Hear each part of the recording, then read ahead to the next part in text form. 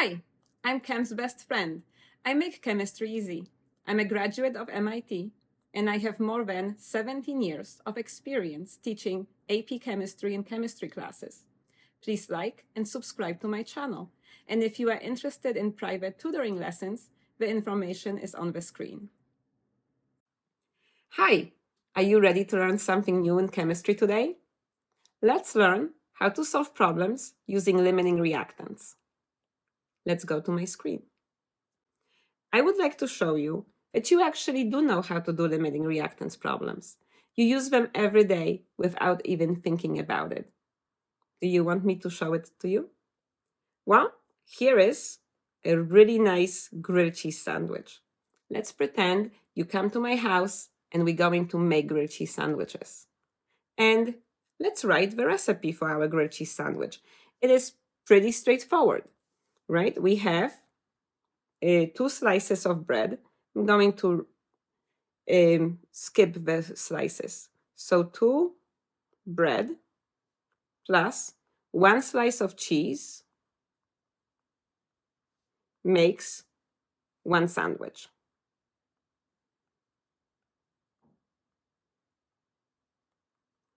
And this is our chemical reaction, chemical formula for writing the making grilled cheese sandwich. Okay, so you come to my house and you're all excited and you open the refrigerator, and this is what I have in the refrigerator. I have 40 slices of bread. And you also see that I have 5 slices of cheese. This is what I have. And the question is, how many sandwiches can we make using the ingredients that I have? Well, I have a feeling that you already know the answer. You realize we can only make 5 sandwiches. How did you do it? How did you figure it out? Well, how did you do that? So how did you solve this limiting reactant problem? The first thing you did, actually, you changed the question.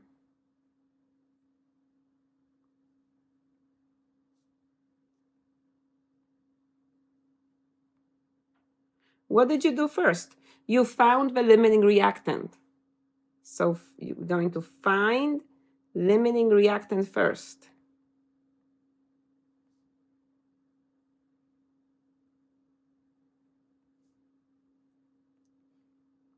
And after you realized that the cheese is our limiting reactant, you realized that we're going to use that to figure out how many sandwiches we can make.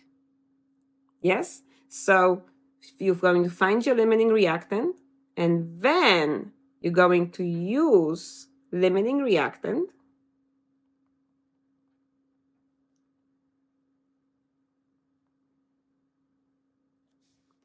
to find out how much product is made.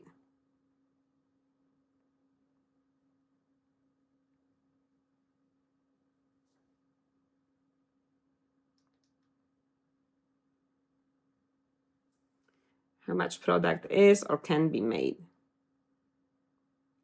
Okay. Are you ready to apply it to chemistry? Let's go to this question. Here is our synthesis reaction. Yes, we have sodium metal reacting with chlorine gas to make table salt. So let's say we're going to start with 5 grams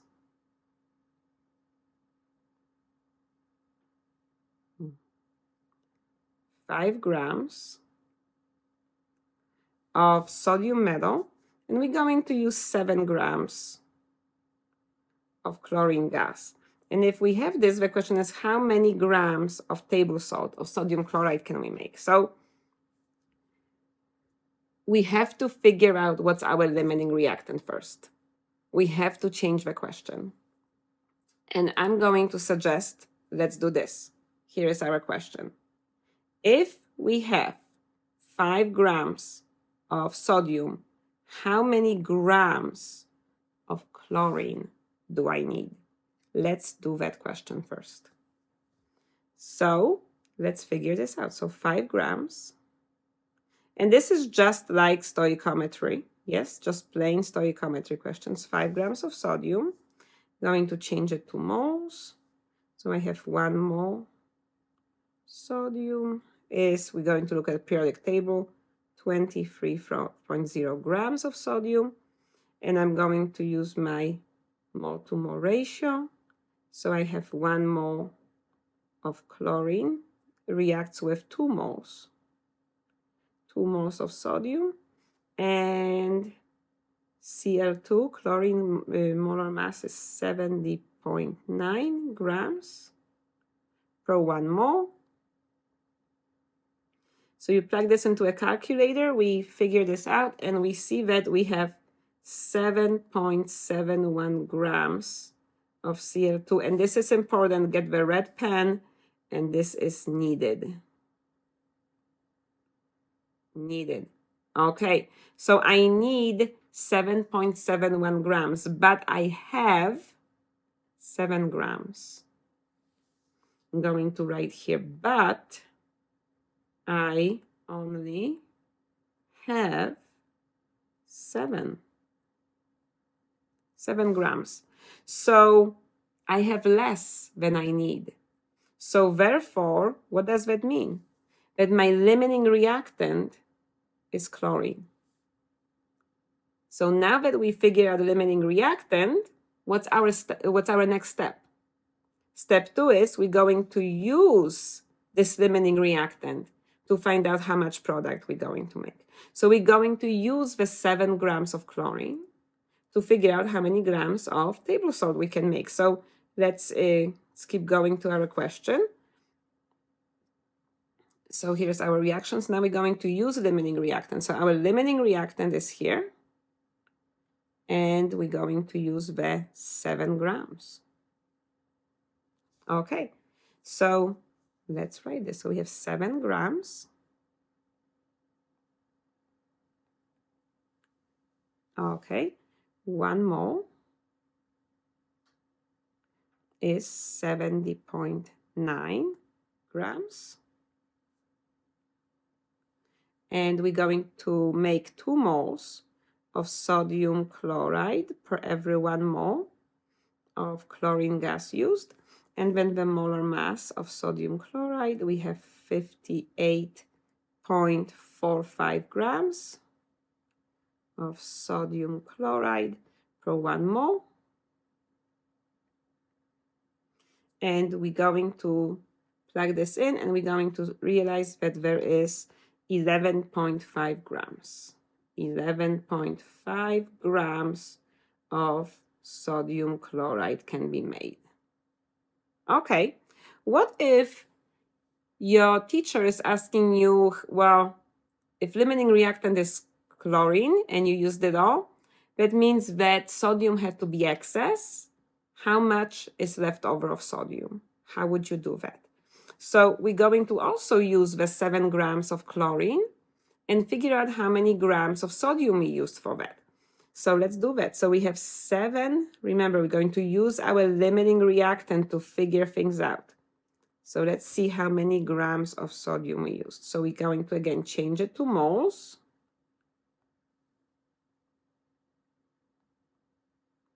Grams of Cl. And now we do our mole to mole ratio. And we have 2 moles of sodium is used up per 1 mole of chlorine. And molar mass of sodium is 23 per 1 mole. So if we do that, we plug this in the calculator. 4.54 grams of sodium is what? This is important, was used. 4.54 grams of sodium is used. But how much do I have? Do you remember the question said that we have 5 grams? We were given 5 grams. So let's figure it out. What I have to start, what did I start with? 5 grams. What did I use? So minus 4.54 grams. And what do I have? I have 0.46 grams then of sodium is left over. So this is how you solve limiting reactant problems. And I think we will do one more. Just one more, just to make sure you understand and can solve this all. Let's go to this problem. So we have our combustion reaction, keeping you on your toes, giving you different types of reactions here. We have our combustion reaction of propane burning, yes? And here, let's make it a little bit harder. Let's give you this. Let's say I have 8.75 grams of propane, and I also give you 55.0 liters of oxygen gas at STP. And the question is, how many liters of carbon dioxide gas will I produce? How big will that balloon be? How many liters? It's a lot of things. And also, this is at STP. So lots of things to think about. And I think that, number one, we need to figure out our limiting reactant. And how are we going to do that? And I think we should first, because we are given grams and liters, let's keep things consistent and let's change things to moles first. Let's change things to moles. So let's do a mole, and then we will do a mole to mole comparison. So if I have 8.75 grams of propane, I'm going to change it to moles. 1 mole of propane is, the molar mass of propane is 44 grams. And C3H8. And you plug this into a calculator, we have 0.199 moles of propane is what I have. This is what I have. Okay, if we do the same thing with our oxygen, if we're going to do 55.0 liters of oxygen, and we do change things to moles, is 22.4 liters. We're going to see they have 2.46 moles of oxygen. That's what I have. And then I can quickly do a comparison. So if I have 0.199 moles of propane, well, I'm going to realize I need 5 moles of oxygen. 5 moles of oxygen is needed to react with 1 mole of propane. So 0.995 moles of oxygen is, this is important, is needed. This is how much is needed. How much do I have? This is what I need, and now I can compare it to how much do I have. Oh, I have way more oxygen than I need to react with that propane. So therefore, propane is my limiting reactant. Propane will run out first. Propane will determine how big of a balloon filled with carbon dioxide gas I will get. So now we're going to use our limiting reactant, yes, to figure out how big the balloon is. So we're going to use what we have. So we're going to use, here we go. We're going to say, okay, I have 0.199 moles of propane. And let's then change it to,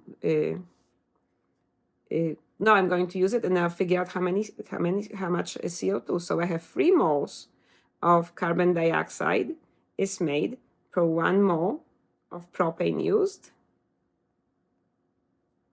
And now it's at STP, so I can say 22.4 liters can be made of CO2 per every 1 mole of CO2. And we plug this into a calculator and we realize that the balloon will be 13.4 liters big, filled with CO2 gas. We can have this made. There we go.